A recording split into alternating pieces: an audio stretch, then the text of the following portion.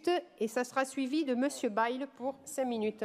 Bien, Madame la Présidente, je vois bien que vous êtes tendue. Alors, je ne suis pas sûr de vous détendre, mais dites-vous que... Ah non, Monsieur Sanchez, je ne suis pas tendu, je suis déterminé, Monsieur Sanchez. Ah non, détendre, vous n'aurez pas ce bonheur-là. Ah non, non. Vous savez, Monsieur Sanchez, la vie m'a appris on me vole déjà à être 15 tendu. secondes. Non, mais à être tendu, si vous préférez, pour des vraies raisons. Et c'est pas ici, Monsieur Sanchez, que les difficultés sont. C'est dans les hôpitaux. Regardez. Et la vie m'a appris cela. On me prend déjà 15 secondes. Mais oui, je vais vous les rétablir. Vos 20 secondes, 17 Royal. secondes, je vous les rétablis. Royal. De façon royale et détendue. Bon, alors dites-vous que... Madame la Présidente, dites-vous en tout cas que plus vous prendrez en compte nos critiques à nous, l'opposition, et plus nos interventions seront courtes. Donc l'examen par notre Assemblée du premier compte administratif de votre deuxième mandat est l'occasion pour votre groupe d'opposition d'évoquer votre bilan et de tirer la sonnette d'alarme sur la mise en danger financière des générations à venir.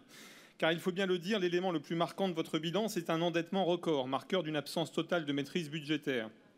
Vous n'aurez pas été capable en 7 ans de nous dire où vous allez. Peut-être ne le savez-vous pas vous-même, car si emprunter est une bonne chose pour investir, il faut aussi prévoir le désendettement et avoir des perspectives sur l'avenir. Pensez aux générations futures. Alors en bonne socialiste, vous ne pensez qu'à emprunter sans vous intéresser à ce qui se passera après vous. Le socialisme 68 art, c'est la jouissance avec l'argent des autres et après moi le déluge.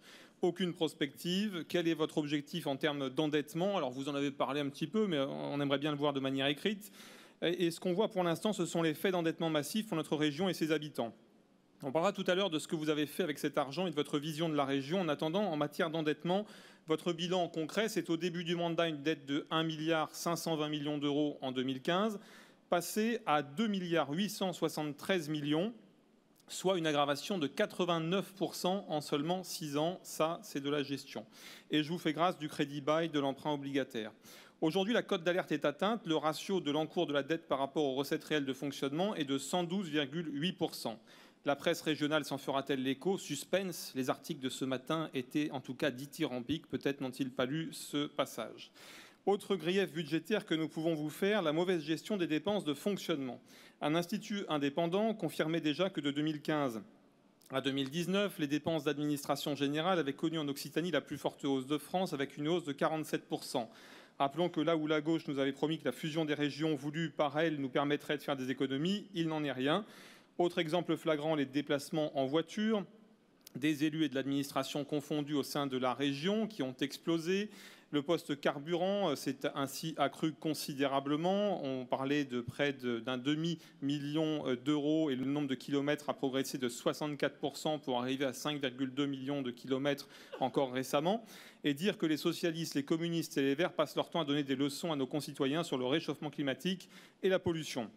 C'est simplement pour mieux les culpabiliser, pour s'assurer un droit de suite pour la chasse aux contribuables et aux automobilistes. Dans la réalité, vous vous moquez bien de l'impact carbone. Fin 2020, au détour d'un rapport en plénière, le chiffre de 5 millions de kilomètres par an est même confirmé. Autre exemple avec les dépenses de personnel, passées de 263,9 millions en 2015 à 344,1 millions en 2021, soit une hausse de 80,2 millions d'euros annuels. Il ne s'agit pas ici d'augmentation des agents, mais de recrutement permanent à chaque séance. Vous grossissez les effectifs, alors que la fusion devait nous faire des économies d'échelle, sans compter toutes les dépenses de personnel transférées dans les nombreux satellites que vous créez et dont on ne parle pas. Je parlais de la mauvaise gestion des dépenses de fonctionnement. La réunion d'aujourd'hui en est encore la preuve. Votre choix de tenir les assemblées régionales dans un hangar pour environ 150 000 euros par séance est incompréhensible. Et que dire des dépenses de communication afin qu'on voit votre visage, votre nom partout dans la région et afin aussi que la presse régionale vous soit redevable. Et ça marche plutôt bien. Le budget annoncé insertion est même passé de 6 millions à environ 15 millions en quelques années. La com et l'autre promotion coûtent cher. Autre élément que nous combattons, l'opacité dans la gestion. Nous sommes de très nombreux élus à déplorer votre tendance à créer des SPL, des sociétés diverses et variées qui peuvent ainsi gérer l'argent public sans réel contrôle de l'opposition, puisque nous n'avons pas le droit de siège dans ces instances. C'est légal, certes, mais tellement opaque. Ainsi, les SAS, les foncières créées encore récemment échapperont à tout contrôle. Les statuts des sociétés ne sont parfois même pas connus au moment des votes et vous ne savez même pas nous dire quelles sommes vous envisagez d'y affecter dans les années à venir. Votre gestion est du court terme permanent sans se préoccuper des conséquences, c'est assez grave. Autre point lié au précédent, les effets d'annonce. Vous nous annoncez souvent de grands plans en mettant la charrue avant les bœufs, que ce soit sur la santé, la sécurité et sur tant d'autres sujets. Vous n'atteignez en fait jamais les montants annoncés. Ainsi, sur certains dispositifs où vous nous annonciez aller jusqu'à 50 ou 60% de subventions, vous n'en accordez au final souvent que 20 ou 30. C'est déjà bien, mais c'est quand même pas ce qui était annoncé. Et évidemment, personne ne relève. On ne retient que vos annonces mensongères et votre com. Prenons la sécurité. Vous nous annoncez des millions d'euros de dépenses à venir pour suivre enfin les demandes formulées par le groupe Rassemblement National depuis des années. Mais dans les faits, quelles dépenses ont été faites à ce jour? Je suis bien placé pour vous en parler. En tant que maire particulièrement volontariste en matière de sécurité et dont l'action est, comme pour tous les maires RN, saluée par les préfets des départements concernés en la matière, je vous ai envoyé un dossier. À ce jour, pas de suite. J'attends et regarderai attentivement le respect des engagements pris devant la presse pour la sécurité des habitants, première des libertés. Dans les faits, quelles dépenses ont été faites à ce jour dans ce domaine? Autre grief, les habitants de notre région ne se sentent toujours pas appartenir à la nouvelle région. Ça, c'est un vrai échec aussi. Vous n'avez pas su faire région, contrairement à ce que vous disiez vouloir faire en début de mandat. Pourquoi? Eh bien, j'en viens à un autre grief, en raison de votre absence de vision stratégique régionale. À l'exception notable des pôles d'échange multimodaux, du soutien à l'accessibilité pour les personnes handicapées, et puis on pourrait parler aussi des sites olympiques, qu'avez-vous incité au niveau régional? De quoi pouvez-vous vous enorgueillir ou être fier après 7 ans de mandat? Tout le monde ici se pose la question et vous êtes bien en difficulté pour expliquer ce que vous avez porté, ce que vous avez insufflé pendant 7 ans en termes d'investissement pour développer notre région et en faire une région pilote. Des pans stratégiques entiers de l'économie régionale sont à l'abandon. En termes d'absence de vision, je cite régulièrement nos canaux d'Occitanie, dont vous n'êtes pas gestionnaire, mais pour lesquels chaque année j'exprimais le vœu au nom de mon groupe que vous puissiez bouger les choses, réunir les différents protagonistes et partenaires.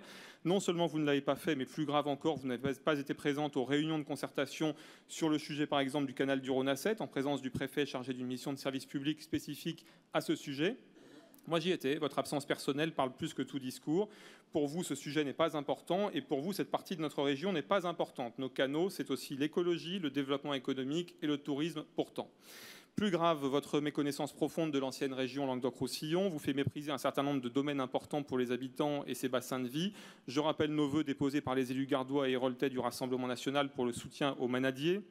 Élément patrimonial, tradition que vous avez laissé mourir socialement et financièrement pour certains en donnant une aumône alors que vous aviez les moyens de les aider convenablement ou d'attirer l'attention sur leur sort efficacement au niveau national. Vous viendrez ensuite pleurer quand des terres qu'ils cultivent deviendront des dépotoirs ou des lieux squattés ou habités par des constructions illicites plutôt que des terres agricoles occupées par des paysans avec des animaux qu'ils aiment et qui entretiennent leurs terres. C'est juste dingue en fait. Moi je suis prêt à vous faire visiter la Camargue avec nos 4 députés gardois. Autre élément que nous déplorons, l'abandon des compétences des régions pour dépenser souvent hors compétences.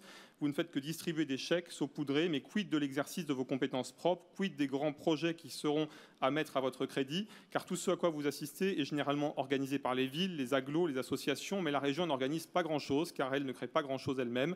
N'est-ce pas un manque quand on dirige une assemblée? Alors bien sûr, je ne devrais peut-être pas vous dire ça, car vous encourager à créer vous-même, c'est risquer d'avoir sur les réseaux sociaux, après le hashtag Saccage Paris, avoir le hashtag Saccage Occitanie. Et pourtant, tout de même, le chantier est vaste. Prenons par exemple les lycées. Les conditions de travail des enseignants et des élèves dans les lycées d'Occitanie restent déplorables dans de nombreux établissements. Alors oui, vous créez, vous suscitez des projets idéologiques dans les établissements scolaires, mais quid des travaux, de la sécurisation? Les témoignages qui nous remontent nombreux de la part des professionnels, pourtant traditionnellement votés pour vous et non pas pour nous, eh bien ils le font et ils nous disent quand nous faisons remonter les choses, rien ne suit. D'ailleurs, les élus de la majorité régionale sont très souvent absents lors des conseils d'administration des lycées.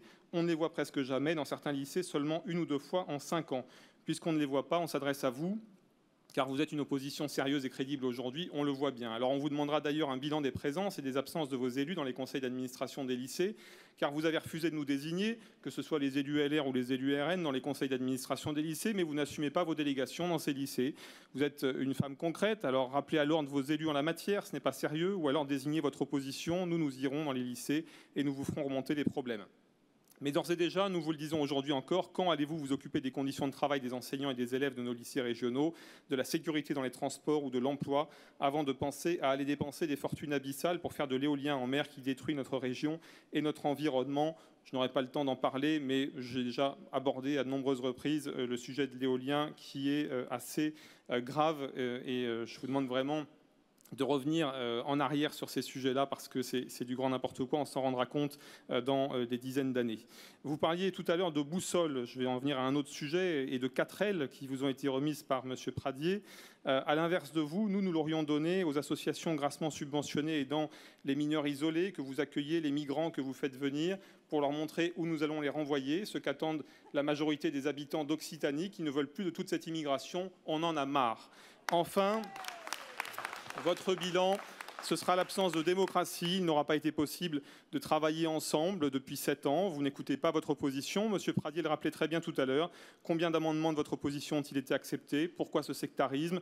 Jusqu'à ne pas faire la différence, la distinction entre des villes et l'étiquette politique de leur maire.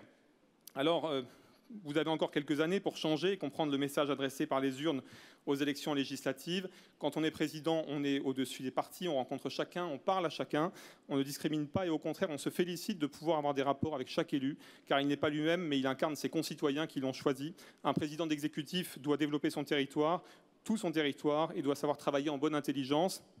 Alors, et j'en termine. Merci de conclure. Vous nous avez tout à l'heure fait une envolée lyrique sur l'extrême droite qui serait raciste, discriminatoire, en nous regardant et en nous visant clairement. Mais je rappelle qu'ici, la seule élue condamnée pour discrimination à ce jour, c'est vous et dans l'exercice de vos fonctions.